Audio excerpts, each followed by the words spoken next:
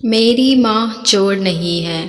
पत्नी बार बार माँ पर इल्ज़ाम लगाए जा रही थी और पति बार बार उसे खामोश रहने को कह रहा था, लेकिन पत्नी चुप होने का नाम ही नहीं ले रही थी। बार बार जोर जोर से चीख चीख कर यही कह रही थी कि उसने अंगूठी टेबल पर ही रखी थी और तुम्हारे और मेरे सिवा इस कमरे में कोई नहीं आया। तो अंगूठी हो ना हो, माँ जी ने ही चुराई है। बात जब पति की बर्दाश्त से बाहर निकल गई तो उसने अपनी पत्नी को जोरदार तमाचा मार दिया। अभी 3 महीने पहले ही तो उनकी शादी हुई थी। पत्नी को थप्पड़ सहन नहीं हुआ और वह घर छोड़कर जाने लगी और जाते जाते पति से एक सवाल पूछा कि तुम्हें अपनी माँ पर इतना भरोसा क्यों है। उस समय पति ने जो उत्तर दिया, उस दरवाजे के पीछे खड़ी माँ ने सुना तो उसका दिल भर आया।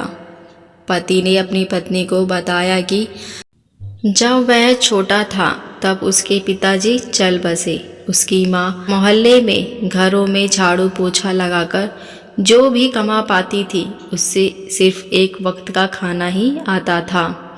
माँ एक प्लेट में मुझे रोटी देती थी और खाली टोकरी ढककर रख देती थी और कहती थी, मेरी रोटियाँ इस टोकरी में हैं, बेटा तू खा ले। और मैं भी हमेशा आधी रोटी खाकर कह देता कि माँ मेरा पेट भर गया है, मुझे और नहीं खाना। माँ ने मुझे मेरी आधी झूठी रोटी खाकर मुझे पाला पोसा और बड़ा किया है और आज मैं 2 रोटी कमाने के काबिल हो गया हूँ।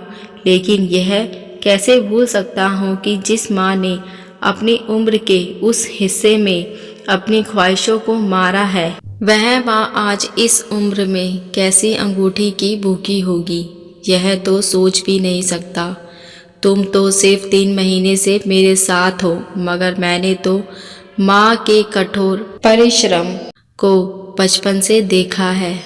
यह सुनते ही माँ की आंखों में आंसू झलक उठे। वह समझ नहीं पा रही थी कि बेटा उसकी आधी रोटी का कर्ज चुका रहा है या वह अपने बेटे की आधी रोटी का कर्ज। आशा करती हूँ ये माँ बेटे की कहानी आपको अच्छी लगी होगी। अगर अच्छी लगी हो तो मेरे चैनल को सब्सक्राइब, लाइक, शेयर ज़रूर करें। अब मिलते नई कहानी के साथ। देखने और सुनने के लिए धन्यवाद।